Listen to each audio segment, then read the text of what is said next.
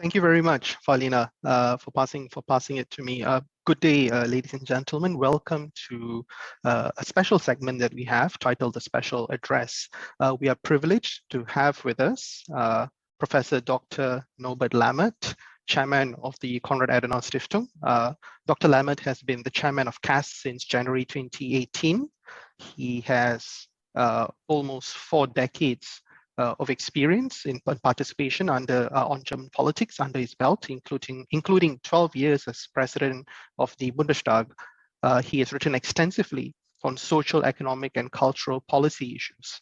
So Dr. Lammert joins us today to share his thoughts on the challenges pertaining to Russia's invasion of Ukraine, an ongoing war that has claimed at least 5,000 lives, that has displaced millions, that contributes to a wide range of ripple effects throughout the world in terms of commodity, energy, and food prices. In particular, we look forward to hearing from Dr. Lammert on Europe's mid to long-term options in response to this crisis, the particular maybe challenges faced by policymakers in Germany, and why, what's going on, and why the mid to long-term impacts of what's happening in Europe should matter to those of us in Southeast Asia and the Asia Pacific.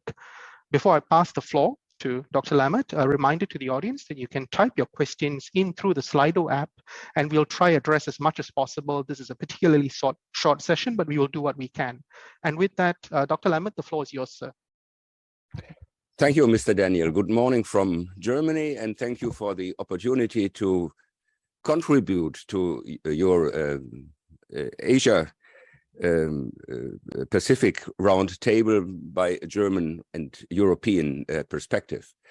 You have adopted the issue sustaining cooperation amid competition, and the European perspective, of course, is to talk about cooperation under new and old threats. We had the paradigm in Europe over decades now, at least 40 decades, if not longer, that the European peace order could neither maintained and kept without nor against Russia. And we are now confronted with a new awareness that we have to maintain it against Russia, which to some extent is a pretty new experience, but I'm hesitating to say a new experience because observing the developments over the last 15 years at least, we have to recognize that the Russian revisionist policy over some time started with violent aggression, and at latest the war in Georgia 2008 was the first violent correction of borders in Europe after the Second World War, in clear contradiction not only to international law in general, but to newer formal agreements as far as the independence of states, the sovereignty, the self-determination, including the entitlement to decide on alliances with other partners, has been made by all European states, including Russia, over the last decades. So it's not the situation which is or is understood as being new. It's more the awareness of a new situation connected to the aggression and the formal invasion of Russia in Ukraine in February of this year. The Ukrainian issue is a clarifying and defining moment. It is a topical moment that calls for a choice, either you are on one side or the other. And obviously, this is not only a necessity for Europe and the member states of the European Union, but to some extent, at least, it is also true for countries and states in other parts of the world.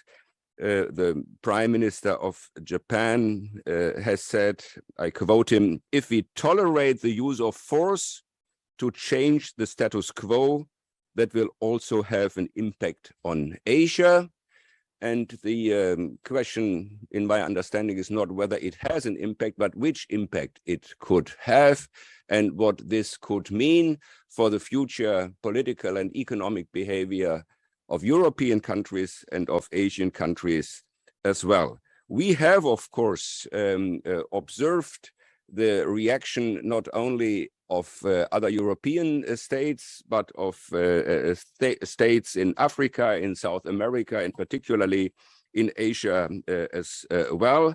It was, of course, a remarkable experience that out of the 10 Asian member states, as many as 8 voted in favor of the resolution of the United States supporting the position of Ukraine, and the only Asian country to vote against the motion was North Korea.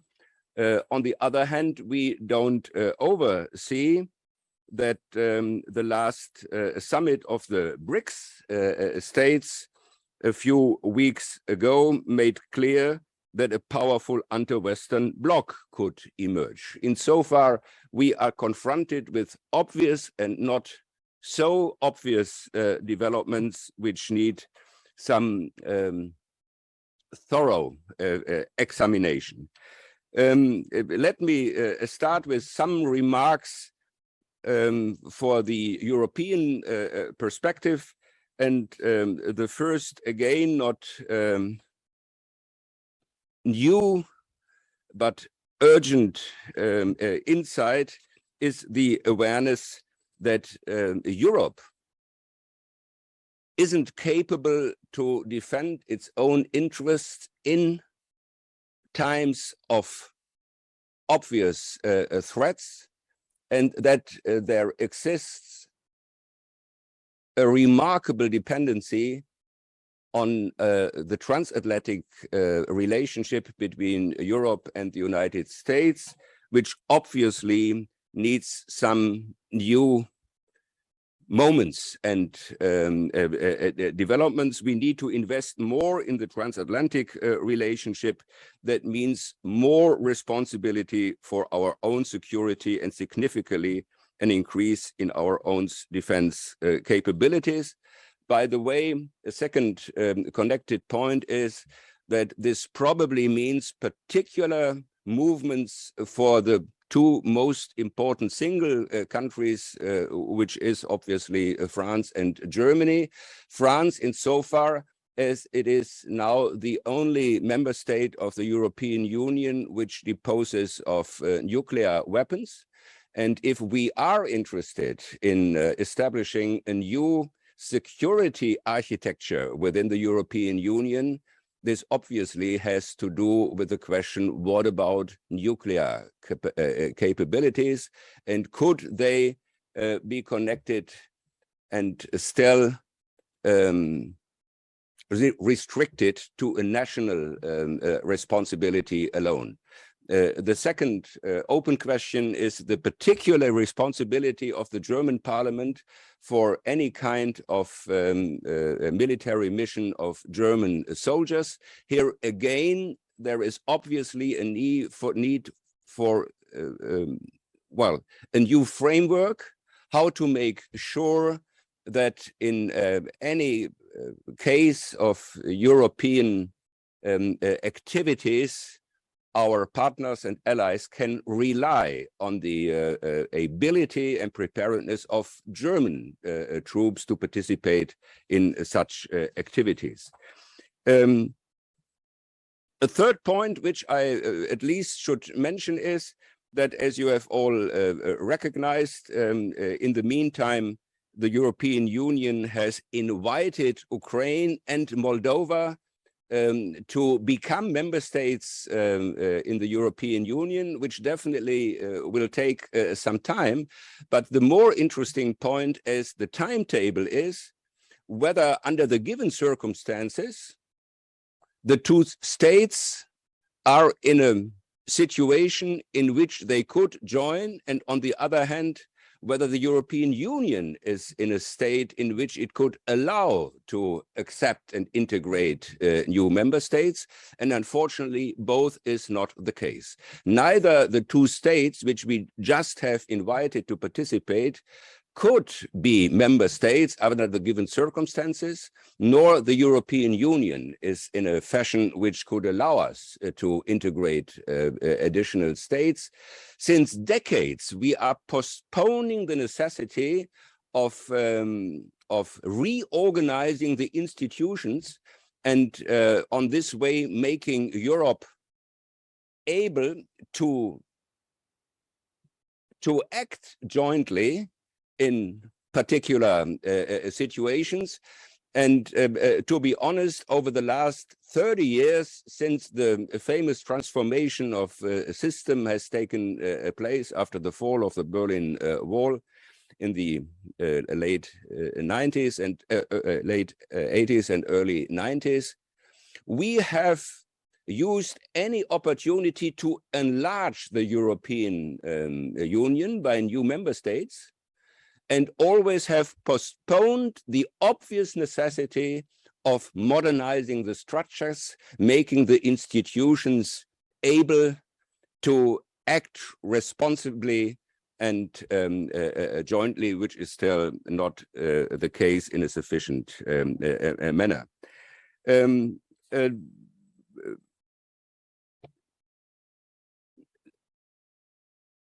Another point which I at least should mention is that we have overseen what large dependencies in economic terms could mean also in political effects, as is obviously true in our dependency on Russian supply for oil and gas. And well, in the meantime, there is a broad understanding that it is definitely not only, well, just business, whether at all and to which extent those and such dependencies exist. And this leads not only in the case of Russia, but beyond this immediate situation to a rethinking of our relationship and cooperation structures with other countries. We are, of course, at least in the beginning of a new debate, what this not only means for the future relationship between Europe and Russia, but definitely what this will mean for our future relationship with China. Everybody of you is probably aware that the dependency, the trade dependencies between Europe and Germany as well, and China are in quantitative and qualitative terms even greater than the existing dependencies with Russia. So in Europe, we have to relearn and rethink geopolitics, which we have more or less given up to be a major part of our political orientation.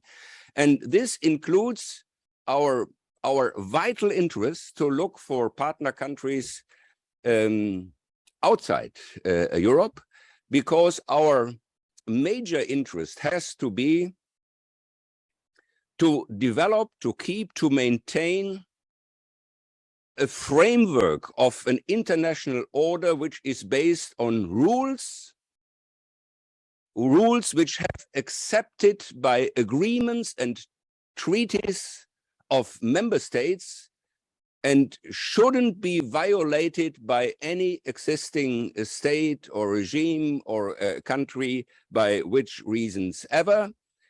So if we seriously look on other regions in the world, we nearly necessarily concentrate on the region you are representing.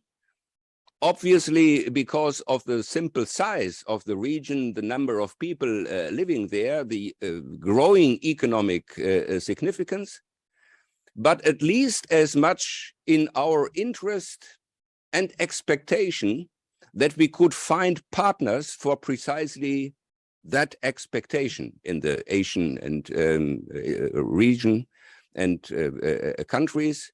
they should be as much interested as Europe in a rules-based international order, and they should be aware in a similar way as European countries are now aware of that none of us, not a single state in Europe and in Asia, is able to guarantee on own terms such framework conditions. So we either do it jointly or we couldn't manage it. Perhaps that's for the moment, and thank you for your attention. No, that is plenty, Dr. Lammert. Thank you very much for what was essentially a tour de force of the situation. I have two questions, and I think we just have time for two questions. Look, the first question touches on something you brought up early on in your remarks, which is the re-examination of the transatlantic relationship, especially with the United States. I think that is something that perhaps a lot folks in Southeast Asia or East Asia do not look at as closely as those of you in Europe who are now being forced to re-examine this issue. But it comes, it also comes with a particular challenge because across the Atlantic, the United States itself is pulled in multiple directions right now. And as you pointed out even more earlier in your speech, it seems to be sort of a back to the future moment where, old geostrategic challenges that were once thought done has seemingly popped up again in very significant ways. I wonder if you could just speak a bit more about this transatlantic relationship and what you see the potential pitfalls and challenges are. And the second question, if you can take two at one go, and it'll only be two, is in East Asia, in Southeast Asia, there is a very powerful narrative, and it's not an entirely accurate narrative because it is being fed by certain quarters that it is NATO's expansion over the years that has really driven the sort of a geopolitical situation in Eastern Europe to the state of conflict that it is today. I wonder, as a European, as someone from Germany who's really, a lot closer to this, to the front lines, as it were, than you were perhaps, maybe 10 years ago. What would your response be to this kind of narrative that seems to be quite prevalent in this part of the world?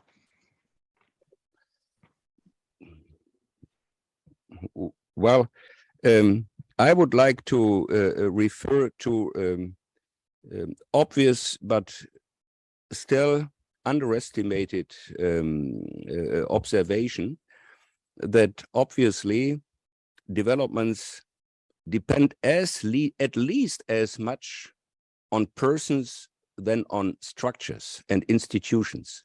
It's obvious that the new developments in Europe connected to Russia depend not only mainly, but nearly exclusively on the person of the acting Russian president.